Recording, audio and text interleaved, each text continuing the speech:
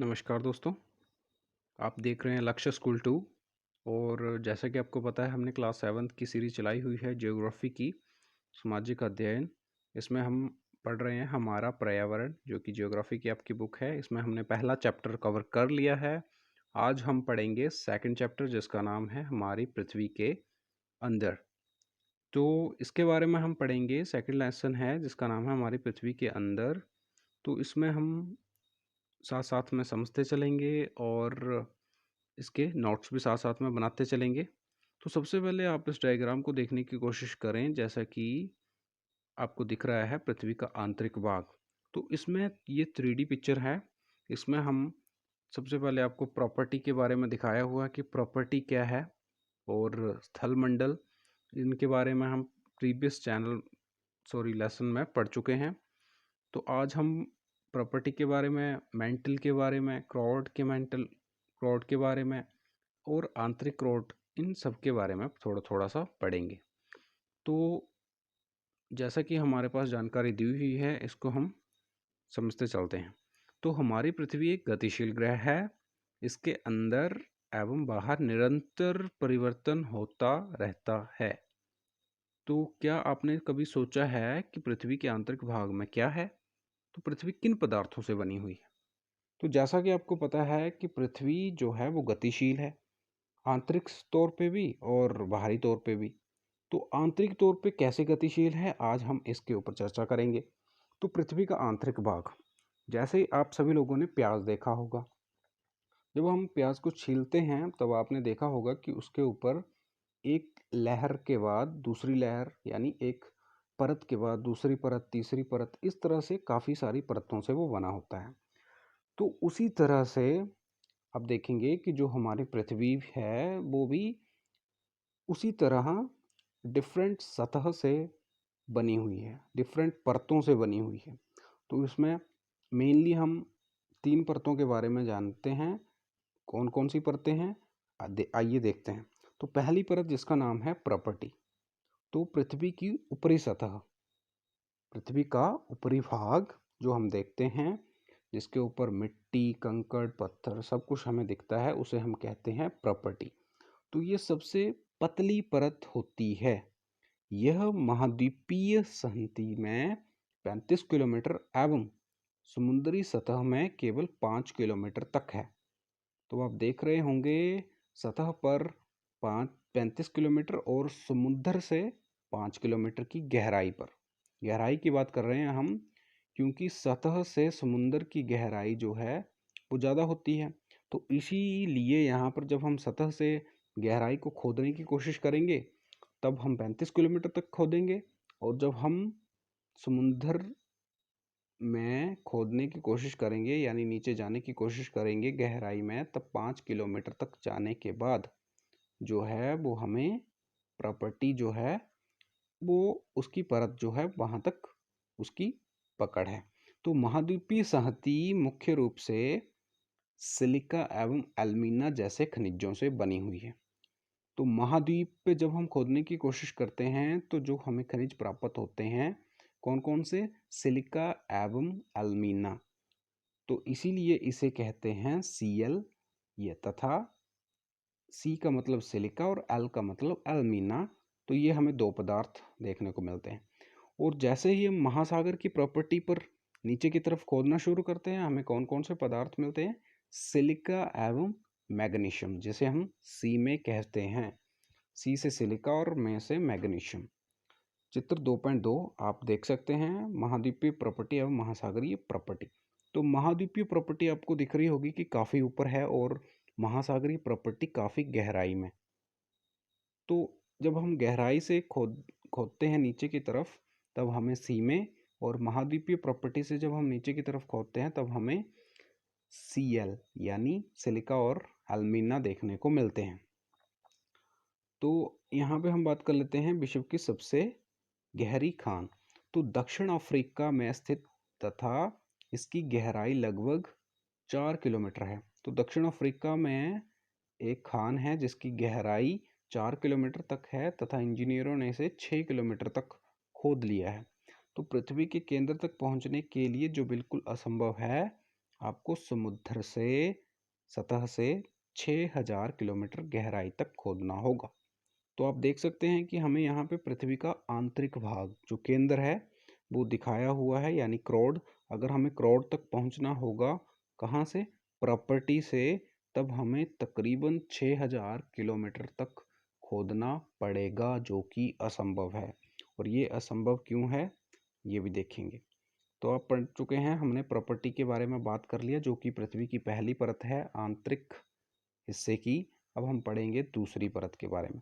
तो दूसरी परत जिसका नाम है मेंटल, जो कि 2900 किलोमीटर की गहराई तक फैला होता है। काफ़ी इंपॉर्टेंट क्वेश्चन है, कई बार आया भी है कि प्रॉपर्टी के ठीक नीचे यानी जो मेंटल है उसकी गहराई कितनी किलोमीटर तक है, तब आप बता सकते हैं 2900 किलोमीटर। इसकी सबसे आंतरिक परत जिसे हम क्रोड कहते हैं, जैसे आप पिक्चर 2.1 में देख चुके हैं, सबसे पहले पहली परत आती है प्रॉपर्टी, उसके बाद दूसरी मेंटल और तीसरी क्रोड। तो सबसे आंतरिक परत क्रोड है। अब आपको मैं थोड़ा सा आपकी जानकारी के लिए बता देता हूँ कैसे क्या। आप जानते हैं ये मैंने बना दिया हमने, जैसे कि ये मैंने यहाँ से पृथ्वी बनाई और उसका ये वाला हिस्सा हमने उठा के यहाँ रख लिया, यानी हम अंदर की तरफ जब खोदेंगे तब आपको अप्रोक्स यहाँ पर पहली परत जिसे हम कहते हैं प्रॉपर्टी, ये आपको देखने को मिलती है। इसके साथ ही जब आप दूसरी परत की बात करेंगे उसका नाम है मेंटल, और तीसरी परत जिसे हम कहते हैं क्रोड। तो यहाँ से यहाँ तक, यहाँ से यहाँ तक और यहाँ से यहाँ तक, यानी प्रॉपर्टी की जो अप्रोक्स हम मोटाई की बात करेंगे तो ये आप मान के चलें 100 किलोमीटर तक। यानी जब यहाँ से यहाँ तक 100 किलोमीटर हो जाएगा, जीरो से यहाँ तक 100 किलोमीटर, और उसके बाद जब यहाँ से आप नीचे की तरफ खोदना शुरू करेंगे तो मेंटल की गहराई यानी यहाँ से यहाँ तक जो गहराई है ये है 2900 किलोमीटर। कौन सी परत है? मेंटल। इसके बाद जब आप नीचे 2900 किलोमीटर के बाद खोदना शुरू कर देते हैं तब आपको देखने को मिलती है क्रोड परत। तब आप पहुँचते हैं आंतरिक हिस्से में क्रोड, जिसकी गहराई है 3771 किलोमीटर। किलोमीटर में बात कर रहे हैं हम, इसे याद रखें। तो इस तरह से हमने तीनों परतों को समझा, इनकी गहराई के बारे में समझा। आगे हम देखते हैं कि किस तरह से, तो किसकी त्रिज्या बताई हुई है? क्रोड की, जो कि 3500 किलोमीटर है। और आप मान सकते हैं 2900 किलोमीटर के बाद जब आप उसमें 100 जोड़ेंगे तो 3000 किलोमीटर, और जब उसके नीचे आप जाएंगे यानी 3500 किलोमीटर के लगभग उसकी त्रिज्या है किसकी? क्रोड की। तो ये मुख्यतः जो क्रोड है वो कौन कौन से खनिज यहाँ पे हमें मिलते हैं? एक निकल एवं लोहे की बनी होती है, और लोहे की बनी होती है कौन सी परत? क्रोड। तथा इसे निफे भी हम कहते हैं, नी यानी निकल और फे यानी फेरस यानी लोहा। तो केंद्रीय क्रोड का तापमान एवं दाब काफ़ी उच्च होता है। अब आप समझ चुके होंगे कि हमने यहाँ पे ऊपर हमने पढ़ा था कि हम पृथ्वी की गहराई में जब 6000 किलोमीटर तक खोदेंगे तब आएगा क्रोड, जो कि हम खोद नहीं सकते हैं, यह असंभव है।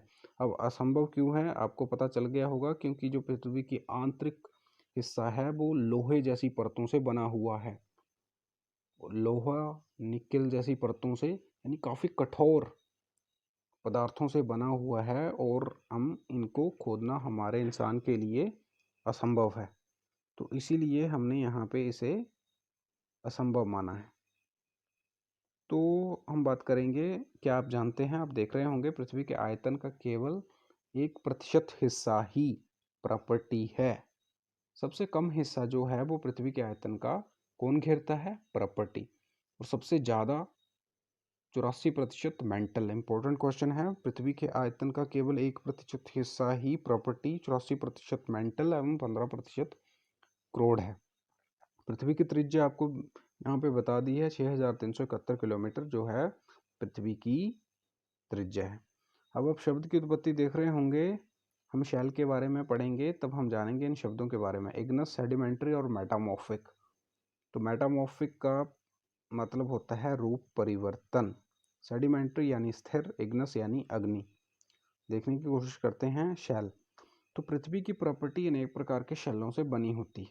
पृथ्वी की प्रॉपर्टी बनाने वाले खनिज पदार्थों के किसी भी प्राकृतिक पिंड को शेल कहते हैं। शेल विभिन्न रंग, आकार एवं गठन की हो सकते हैं। तो शेल के बारे में हम पढ़ेंगे, यानी चट्टान। तो पृथ्वी के कठोर भाग को चट्टान यानी शेल कहते हैं, और यह कई तरह के रंग आकार का हो सकता है। तो मुख्य रूप से शेल 3 प्रकार के होते हैं। इम्पोर्टेंट है, कितने प्रकार के शेल होते हैं? 3 प्रकार के। कौन कौन से? आग्नेय शेल, अपसादी और कायांतरित।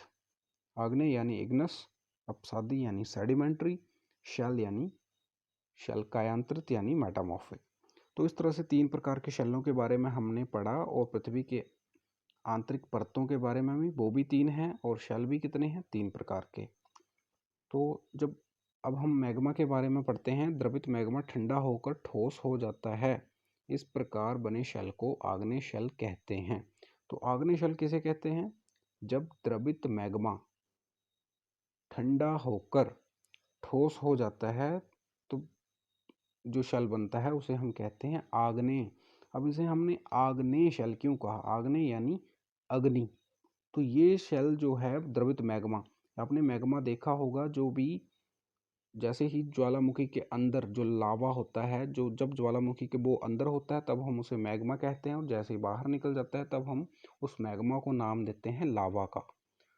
तो लावा आपको पता है अग्नि के कारण ही बनता है, और अग्नि से ही, यानी उस लावा से जो शेल बनता है वो होता है आग्नेय शेल।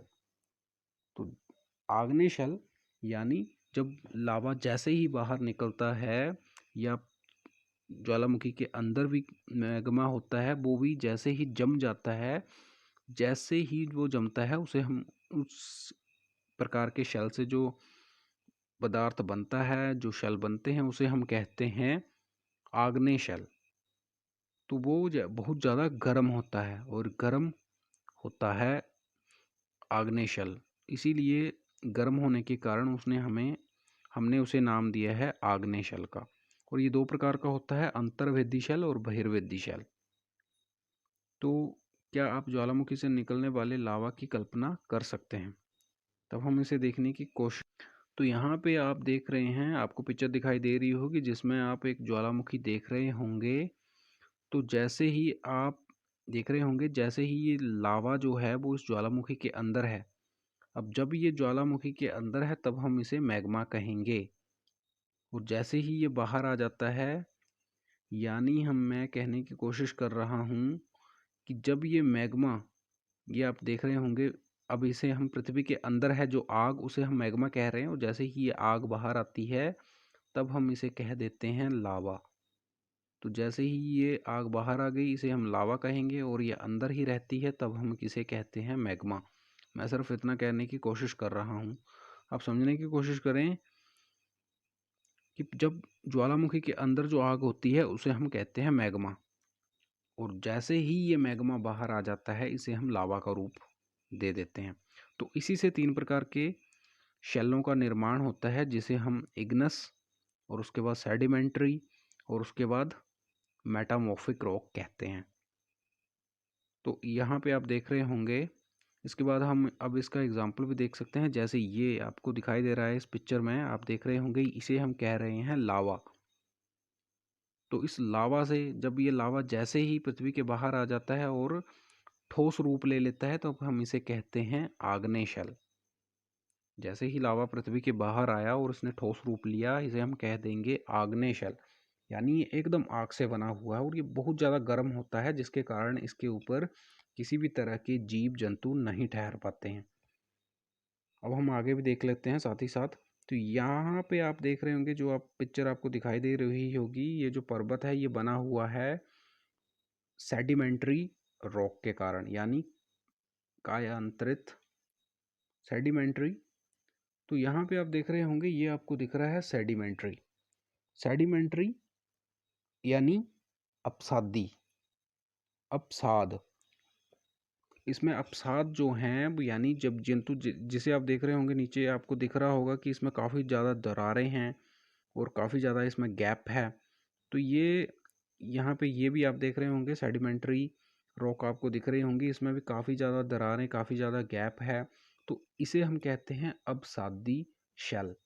पहला हमने पढ़ा आग्नेय शेल, जिसमें किसी भी प्रकार के जीवाश्म जो है वो नहीं टिक पाते हैं क्योंकि वो काफ़ी ज़्यादा गर्म होता है। अब हम कर रहे हैं दूसरे शेल की बात, जिसे हम कहते हैं कौन सा शेल? सेडिमेंट्री यानी अवसादी। तो जिसमें काफ़ी ज़्यादा अवसाद, काफ़ी ज़्यादा जो हैं जीवों के आश्रम यानी जीव जंतु इसमें ठहर जाते हैं और इसमें उनका जो आप घर देखते होंगे और जैसे ही आप देख रहे होंगे कि इन्हीं शैलों से हमें जो तेल जो है वो काफ़ी ज़्यादा जीवाश्म होने के कारण हमें यहाँ से काफ़ी ज़्यादा हम पदार्थों को, खनिज पदार्थों को एकत्रित करते हैं। तो इसी से, और जैसे अब ये आगे थोड़ा सा और छोटे टुकड़ों में टूट जाता है तब हम इसे कह देते हैं कायांतरित शेल। तो इस तरह से हमने तो हम यहाँ पे पढ़ रहे थे, क्या आप ज्वालामुखी से निकलने वाले लावा की कल्पना कर सकते हैं? वास्तव में आग की तरह लाल द्रवित मैग्मा ही लावा है जो पृथ्वी के आंतरिक भाग से निकलकर सतह पर आता है। जब द्रवित लावा पृथ्वी की सतह पर आता है ये तेजी से ठंडा होकर ठोस बन जाता है। प्रॉपर्टी पर इस प्रकार से बने शेल को बहिर्वेदी आग्नेय शेल कहते हैं। बहिर्वेदी आग्नेय शेल कहते हैं। यानी जो शेल लावा के ज्वालामुखी से जैसे ही लावा बाहर आया और जो शेल का निर्माण हुआ उसे बहिर्वेदी, और ज्वालामुखी के जब अंदर ही लावा उसकी दरारों में, ज्वालामुखी के अंदर ही कुछ दरारें होती हैं, जब लावा उसमें फंस जाता है और जम जाता है तब हम उसे अंतर्वेदी शेल कहते हैं। तो इस तरह से जो पहला शेल हमने पढ़ा जिसे हम कह रहे हैं आग्नेय शेल, ये दो प्रकार का होता है, अंतर्वेदी और बहिर्वेदी शेल। तो इसकी संरचना बहुत महीन दानों वाली होती है, उदाहरण के लिए बेसाल्ट, ग्रेनाइट। तो ये ऐसे शेल हैं जो आग्नेय शेल कहलाते हैं। इसमें और ज़्यादा शेल भी आ सकते हैं जैसे ग्रेनाइट, बेसाल्ट, इसे हम कहते हैं आग्नेय शेल, और पैग्माटाइट, ग्रेवो। तो ये जो शेल हैं इन्हें हम कहते हैं आग्नेय शेल। आप फिलहाल दो को याद रखें, आग्नेय शेल का एग्जाम्पल ग्रेनाइट और बेसाल्ट। जो दक्कन का पठार है, जो दक्षिण में आप देखते होंगे, बेसाल्ट शेलों से बना हुआ है। बेसाल्ट शेलों से बना हुआ है। दक्षिण द्रवित मैग्मा कभी कभी भूप्रपट्टी के अंतर गहराई में ठंडा हो जाता है, जिसे इस प्रकार बने ठोस शेलों को अंतर्वेदी आग्नेय शेल कहते हैं। धीरे धीरे ठंडा होने के कारण ये बड़े दानों का रूप ले लेते हैं। ग्रेनाइट ऐसे ही शेल का एक उदाहरण है। यानी आप उन शेलों को ग्रेनाइट कह रहे हैं जो कि पृथ्वी के आंतरिक हिस्से में ही डिफरेंट तरह के रूप बदल रहे हैं, उसे हम कह रहे हैं ग्रेनाइट। और जैसे ही लावा ज्वालामुखी से बाहर आके जमता है तब हम उसे कह देते हैं बेसाल्ट। तो आपको ग्रेनाइट और बेसाल्ट में अंतर पता चल गया होगा। जब तो लई मसालों तथा दोनों का चूर्ण बनाने के लिए जिन अपघर्षण पत्थरों का उपयोग किया जाता है वे ग्रेनाइट के बने होते हैं। शैल जब लुढ़क कर, चटक कर का मतलब टूट कर, एक दूसरे से टकरा कर छोटे छोटे टुकड़ों में टूट जाते हैं, इन छोटे कणों को अवसाद कहते हैं। यानी जब अग्निशल छोटे छोटे टुकड़ों में टूटा, एक दूसरे से टकराया या उसमें दरारें पड़ गई, तब हम उन और जो छोटे छोटे कणों से टूट कर बना यानी उस पत्थर के अपसाद से अगले पत्थर का निर्माण यानी बड़े पत्थर से छोटा पत्थर, तब हम उसे कह देते हैं अवसाद। ये अवसाद हवा, जल आदि के द्वारा एक स्थान से दूसरे स्थान पर पहुंच जाते हैं, जमा कर दिए जाते हैं। तो बड़े बड़े पत्थर जैसे कि जल के कारण आपको पता होगा कि जैसे ही बाढ़ आती है तो उसमें कई तरह के डिफरेंट तरह के पत्थर भूभाड़ जो अपने साथ लेकर एक स्थान से दूसरे स्थान तक बहा ले जाती है। तब यहाँ पे कहा हुआ है कि हवा जल के कारण जब एक स्थान से दूसरे स्थान पर पहुंचकर जमा कर दिए जाते हैं, यह अदृढ़ अवसाद दबकर एवं कठोर होकर शैल की परत बनाते हैं। इस प्रकार के शेलों को अवसादी शेल कहते हैं। उदाहरण के लिए बलुआ पत्थर रेत के दानों से बनता है। इन शेलों में पौधों, जानवरों तथा अन्य सूक्ष्म जीवाणुओं जो कभी भी इन शेलों में रहते हैं के जीवाश्म भी हो सकते हैं। तो अपसादी शेल के बारे में हमने देखा।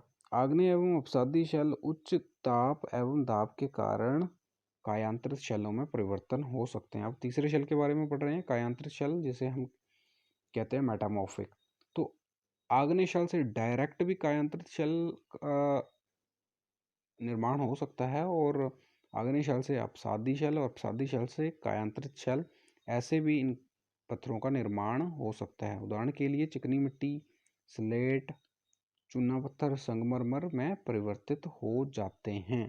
तो संगमरमर जो है वो कायांतरित शेल का ही एक रूप है, और चूना पत्थर अपसादी शेल का एग्जाम्पल। तो शेल हमारे लिए बहुत उपयोगी हैं। कैसे कैसे उपयोगी हैं? कठोर शेलों का उपयोग सड़क, घर एवं इमारत बनाने के लिए किया जाता है, एवं पत्थरों का प्रयोग कई खेलों में हम करते हैं। जैसे के लिए, उदाहरण के लिए 7 पत्थर पिट्ठू जैसे। तो आप जो लाल किला देख रहे हैं, यह बना हुआ है लाल बलुआ पत्थर से। लाल बलुआ पत्थर से यह बना हुआ है कौन? लाल किला। और संगमरमर से बना हुआ है हमारा ताजमहल। तो इस तरह से, और जो लाल बलुआ पत्थर है ये अपसादी शेलों का, और संगमरमर जो है वो कायांतरित शेल का एक एग्जाम्पल है। आपको जानकर आश्चर्य होगा कि किन्हीं निश्चित दिशाओं में एक प्रकार के शेल चक्रीय तरीके से एक दूसरे में परिवर्तन हो जाते हैं। ये शेल से दूसरे शेल में परिवर्तित होने की प्रक्रिया को शैल चक्कर यानी जब एक शैल से दूसरे शैल का निर्माण होता है, दूसरे से तीसरे का, तो इसे शैल चक्कर कह रहे हैं। कि अब द्रवित मैग्मा ठंडा होकर ठोस आग्नेय शेल बन जाता है। ये आग्नेय शेल छोटे छोटे टुकड़ों में टूटकर एक स्थान से दूसरे स्थान पर स्थानांतरित होकर अपसादी शेलों का निर्माण करता है। ताप एवं दाब के कारण आग्नेय एवं अपसादी शेल कायांतरित शेल का में बदल जाते हैं, और अत्यधिक ताप दाब के कारण कायांतरित शेल पुनः पिघलकर मैग्मा का रूप ले लेता है, और इस प्रोसेस को कई हजारों सालों का समय लगता है। यह द्रवित मैग्मा पुनः ठंडा होकर ठोस आग्नेय शेल का निर्माण कर देता है। तो आप देख रहे होंगे यहाँ पे आपको एग्जाम्पल दिया हुआ है मैग्मा। तो मैग्मा से सबसे पहले बनी आग्नेय शेल। आग्नेय शेल जब छोटे छोटे टुकड़ों में टूटा तब ये बन गया हमारा अपसादी शेल। और जब अपसादी शेल से आगे हम बढ़ेंगे तब ये आगे जब अपना रूप परिवर्तन कर लेता है, अपनी काया को परिवर्तन कर लेता है, तब हम इसे कायांतरित शेल कह देते हैं। और जब कायांतरित शेल पुनः ताप दाब और गर्मी के कारण मैग्मा का रूप ले लेता है, और मैग्मा फिर से अपसादी शेल का, तो इस तरह से यह चक्कर चला रहता है, इसीलिए इसे कह रहे हैं शेल चक्कर। तो शेल विभिन्न खनिजों से बनी होती है। खनिज प्राकृतिक रूप से पाए जाने वाले पदार्थ हैं। खनिज क्या हैं? प्राकृतिक रूप से पाए जाने वाले पदार्थ जिनका निश्चित भौतिक गुणधर्म एवं निश्चित रासायनिक मिश्रण होता है। खनिज मानव जाति के लिए बहुत महत्वपूर्ण हैं। कुछ का उपयोग ईंधन की तरह होता है, जैसे कोयला, प्राकृतिक गैस, पेट्रोलियम। ये सारे खनिज हैं जो कि हमें पृथ्वी के अंदर से मिलते हैं। इसका उपयोग उद्योगों, औषधि उर्वरकों के रूप में हम करते हैं, जैसे लोहा, एल्युमिनियम, सोना, यूरेनियम आदि। तो इन सभी इस तरह के शेलों का निर्माण पृथ्वी के आंतरिक हिस्सों में होता है, और इस तरह से पृथ्वी के आंतरिक हिस्सों से हमें कई तरह के खनिज पदार्थ भी मिलते हैं। तो अभ्यास के लिए क्वेश्चन आंसर आपको दिए हुए हैं, और मैं मानता हूँ कि आप इनको अपने आप कर सकते हैं। आप इन्हें अपने आप कर सकते हैं, और मैं आपको इसके क्वेश्चन आंसर प्रोवाइड कर रहा हूँ। तो आप देख रहे हैं क्वेश्चन नंबर 1, पृथ्वी की 3 परतें आपको पता है कौन कौन सी हैं। शेल क्या है इसके बारे में भी आपको पता है, प्राकृतिक पिंड या कठोर पदार्थ। तो 3 प्रकार के शेल, आग्नेय, अपसादी और कायांतरित। और बहिर्वेदी और अंतर्वेदी शेल का निर्माण कैसे होता है, ये आप देखें। जो बहिर्वेदी शेल का निर्माण होता है, पृथ्वी की ज्वालामुखी का उद्गार होता है और आग की तरह लाल द्रवित मैग्मा पृथ्वी के आंतरिक भाग में जम जाता है, तब हम उसे आंतरिक, और जब बाहर में जमता है तब हम उसे बाहरी। तो शैल चक्कर से आप क्या समझते हैं? तो ये आपको पता है। शैल के उपयोग कैसे कैसे हैं। कायांतर शैल के बारे में आप जानते होंगे, कायांतर शैल कैसे बनता है। इसके बाद आपने सही उत्तर टिक करना है। द्रवित मैग्मा से बने शैल, पृथ्वी की सबसे भीतरी परत, सोना, पेट्रोलियम, कोयला किसके उदाहरण हैं। शैल जिसमें जीवाश्म होते हैं कौन सा है। अवसाद, हमने बात की थी अवसाद की, जिसमें अवसाद यानी इन जीवों के अवसाद भी जिसमें जम जाते हैं और जो कि आग्नेय शैल से बनता है। पृथ्वी की सबसे पतली परत, तो ये आपको पता है प्रॉपर्टी। निम्नलिखित स्तंभों को मिलाकर सही जोड़े बनाएं। तो क्रोड सबसे भीतरी परत है। खनिज, रासायनिक मिश्रण। शैल सड़क इमारत बनाने के लिए उपयोग करते हैं। चिकनी मिट्टी स्लेट में बदलता है। और Cl जो है वो किसका रूप है, सिलिका और एल्युमिनियम का। तो पृथ्वी के केंद्र में नहीं जा सकते हैं, क्यों? क्योंकि हमने इसके बारे में थोड़ा सा पढ़ा भी था। तो पृथ्वी की सतह, आप ये इम्पोर्टेंट है क्वेश्चन कि पृथ्वी की सतह से नीचे जाने पर तापमान 1 सेंटीग्रेड प्रति 32 मीटर की दर से बढ़ता है। यानी कहने का अभिप्राय है कि जब आप 32 मीटर खोद लेंगे तब 1 सेंटीग्रेड तापमान बढ़ जाएगा। उसके बाद जब अगला 32 मीटर खोदेंगे तो 2 डिग्री सेंटीग्रेड तापमान बढ़ जाएगा। तो इस तरह से अपसादी शैल अपसाद से बनते हैं और चूना पत्थर संगमरमर में बदलता है। तो इस तरह से हमने लेसन पढ़ लिया और उसके क्वेश्चन आंसर भी हमने देख लिए हैं। अब क्वेश्चन आंसर अगर आप नहीं सॉल्व कर पा रहे हैं, पहले खुद सॉल्व करने की कोशिश करें, नहीं कर पा रहे हैं दोबारा लेसन को पढ़ें। उसके बाद आप दोबारा इसको पढ़ने की कोशिश करें। आप क्वेश्चन आंसर ज़रूर हल कर लेंगे अपने आप। तो इन्हीं सब शब्दों के साथ हम इस लेसन को यहीं पे ख़त्म करते हैं। तो धन्यवाद।